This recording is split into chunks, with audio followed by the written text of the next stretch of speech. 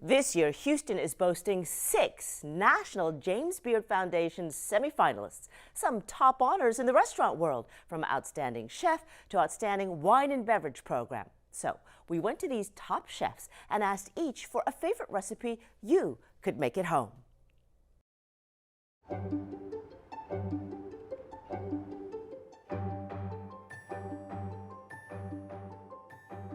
What's the history of this dish? The history of this dish, so my girlfriend Allie made this for one of our first dates, and she always puts like these little small touches into it, and the small touches are the things that really kind of stood out to me. So it's kind of like a date night chicken, huh? It's a date night chicken, that's what I would say, for sure. Alrighty. My favorite part about this is that it's a one pan, one cutting board, easy to clean up so that you can get on with the rest of your date night. So the first thing you always want to do is start with a high quality chicken.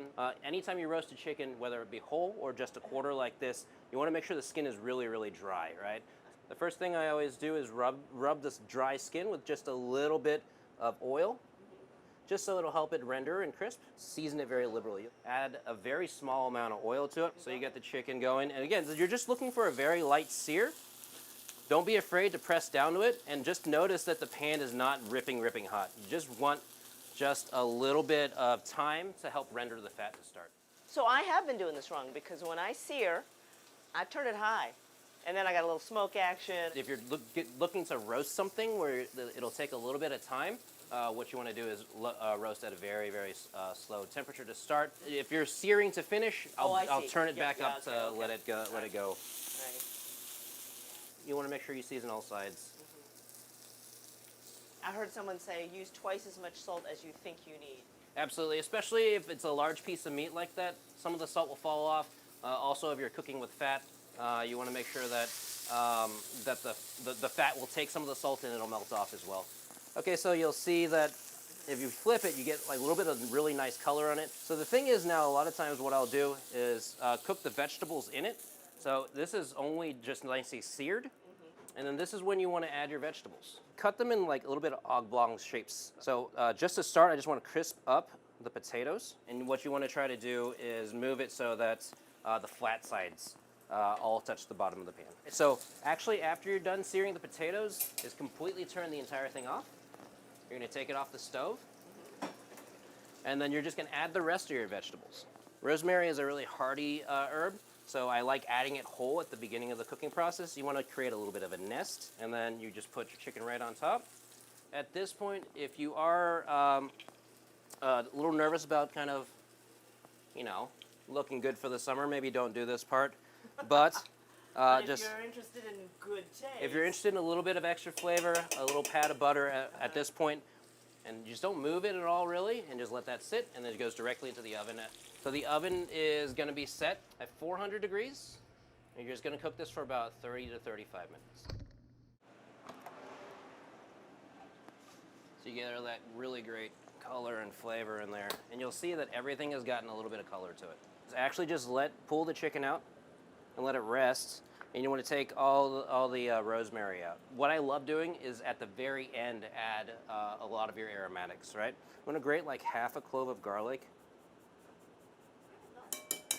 Add that at that point. This is when you want to kind of add a little bit of fresh herbs. Early chicken and thyme is really classic.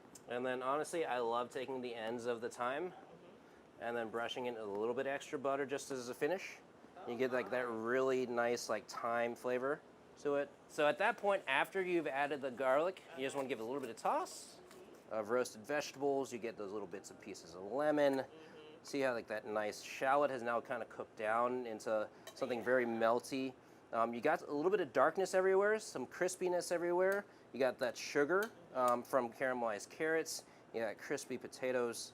I love serving it just whole. It's right over top. What you want to do is add a squeeze of lemon at that point. And then see all that delicious pan drippings. You just kind of want to finish it with all that. There's a little bit of butter in that. Well done, my friend. Well done. You get a little bit of nice roasty vegetables. You got some crispy skin in there. Okay. Nice juicy chicken. All right, let's give it a try. Cheers. Very nice. Excellent.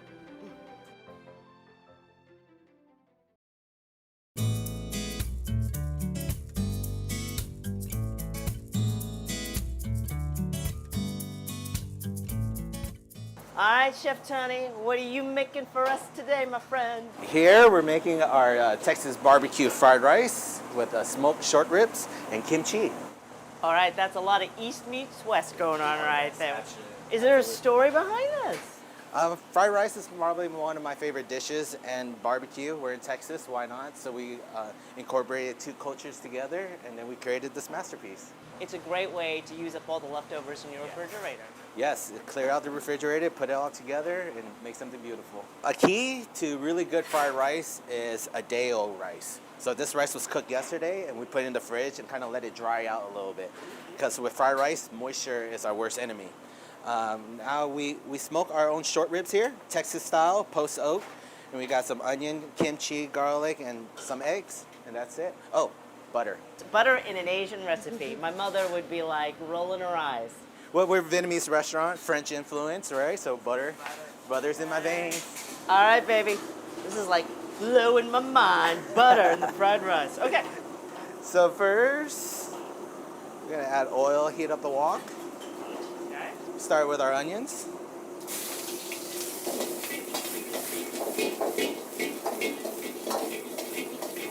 All right, lower a little bit. Then we got our short ribs, kimchi, garlic. We're gonna mix this up a little bit. And I see you working the flame with your knee down there. Yeah, this is how I control the flame so I don't burn the product. And we're gonna add our butter and our rice. So day-old rice kind of helps us move the rice a little bit better, because if it's like fresh, it has a lot of moisture and it'll stick together. Okay, perfect. Okay. Now we're gonna plate over here. Okay. This is like the UN of fried rice. This is how Houston does it. We're a melting pot. And so this is definitely a variation of a fried rice I made at home. And now we get to share with Houston. A little bit more kimchi. The kimchi actually helps cut the really richness and the fattiness of the fried rice. Huh, okay. And put a little lime here. Now this is very classically Vietnamese. A little wedge of lime. A little wedge of lime. We need our acidity. I'm gonna give it a little bite of the kimchi. Absolutely. Let's try what we got going on here.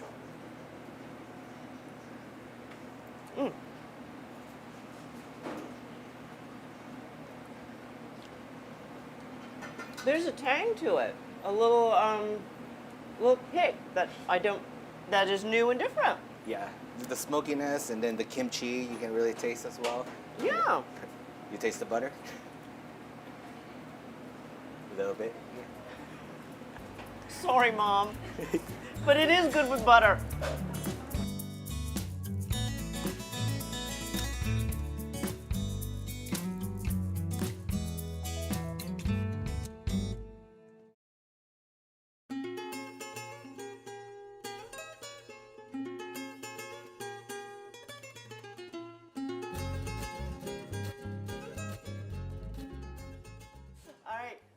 So what recipe have you chosen to make for us? Today we're gonna make one of our quesadillas that we highlight on brunch.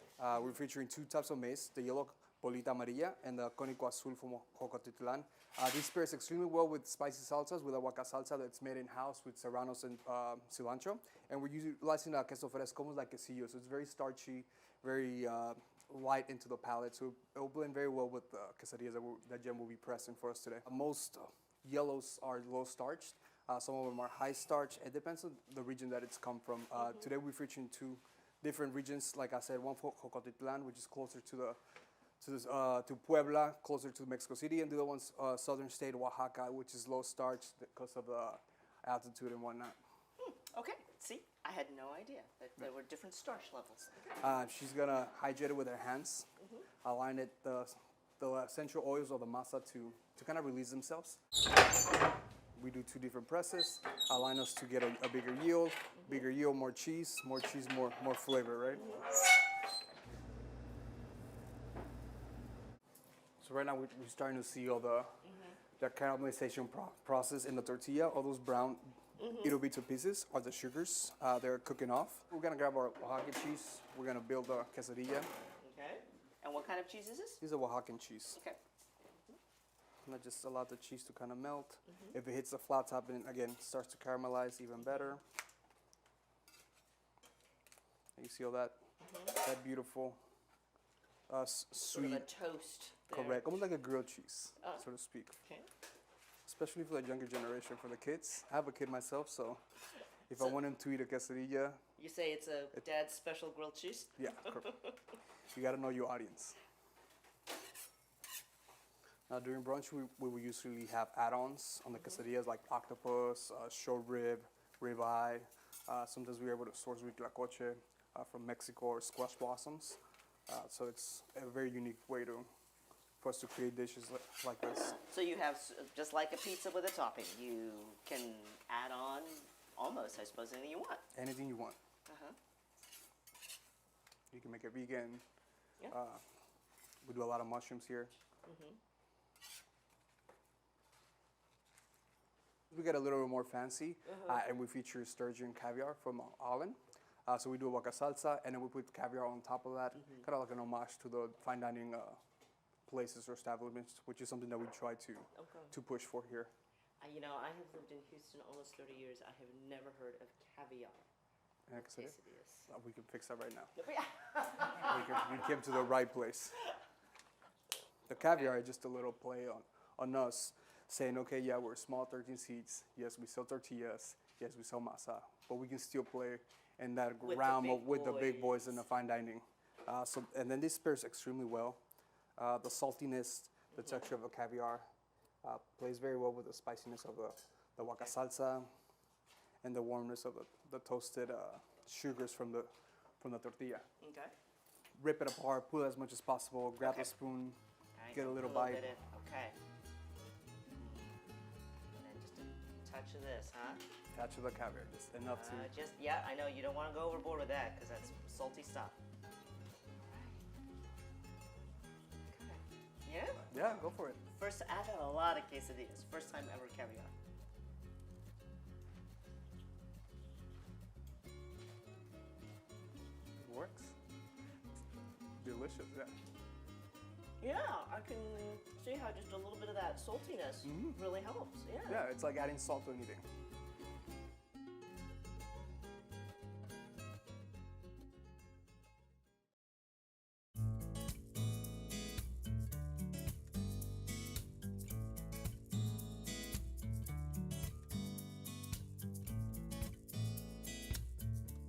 What are you going to make for us today, Chef Chris? We're going to do one of our classics that we opened up with 10 years ago, our shrimp and grits.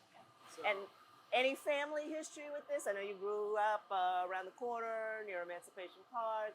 You grow up eating shrimp and grits? no, I'd never even heard of shrimp and grits until I moved back into the country from 4 years in Europe, like in 2008. I actually found out about it when I was working at this restaurant with one of my culinary fathers, Chef Tyrrell Danley, in Washington, D.C.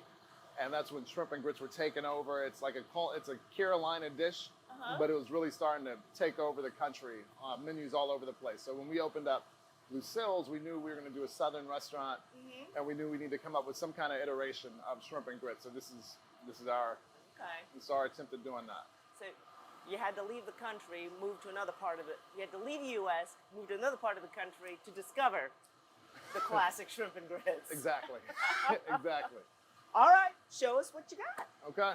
What we do is we start with a hot skillet, and we char the andouille just for a minute because we want to get some of that smoky flavor into the pan. So we'll just let that char for a second.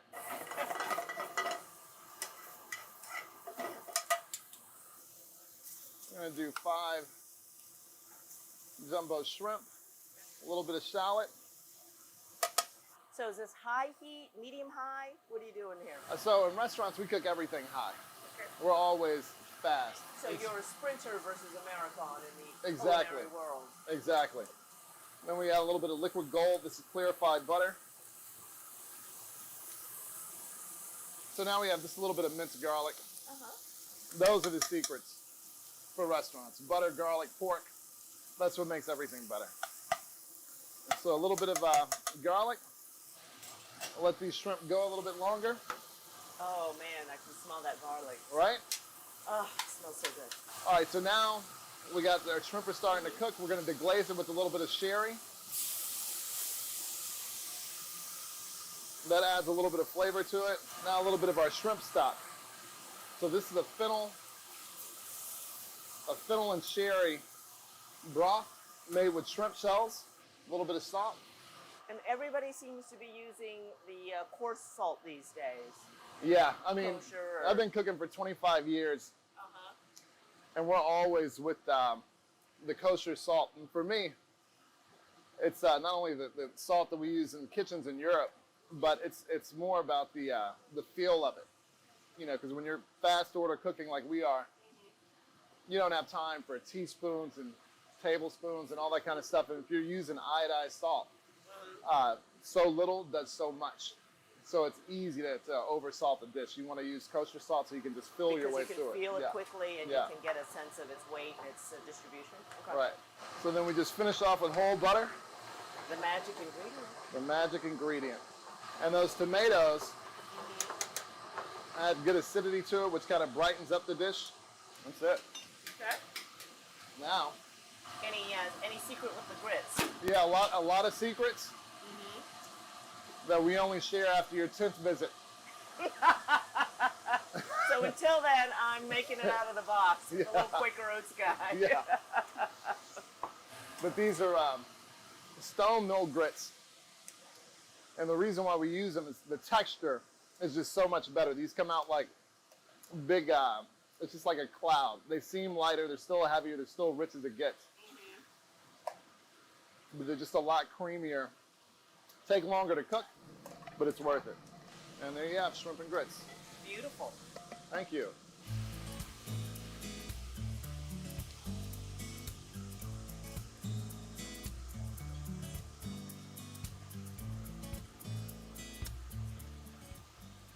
Right?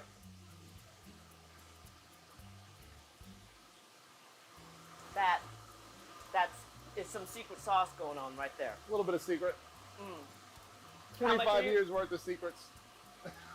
How much of that 25 years are you going to share the recipe? 98%? Yeah. 98% of 10%. I'll give it to you. Fair Nah, enough. I'm fair with this. This one I'm proud of, and I'll share with share this one openly.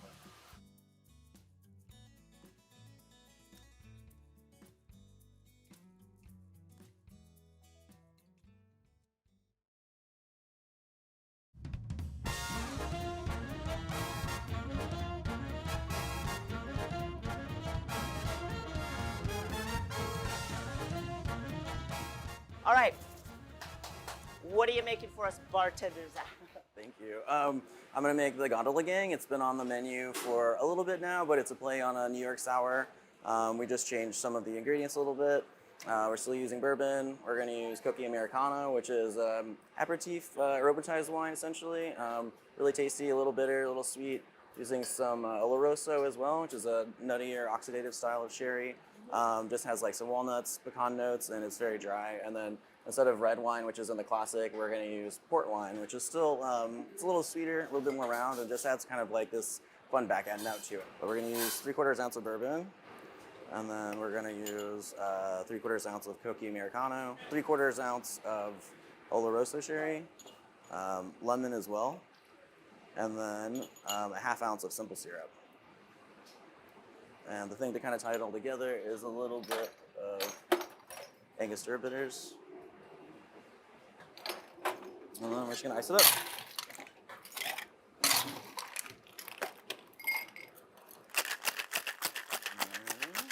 A little shake. You wanna shake it?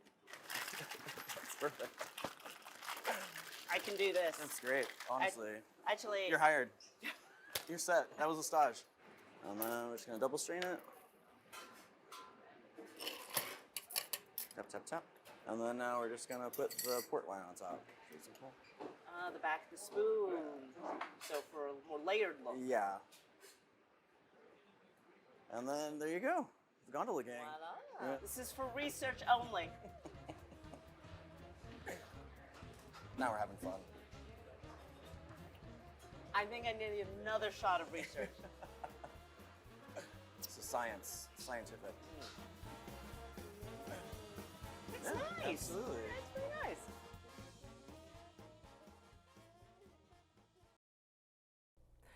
We hope you'll give some of these a try, and if you do, snap a picture and tweet it to me at Shern-Min, KHOU, #ChowOnChow, and I'll share your creations.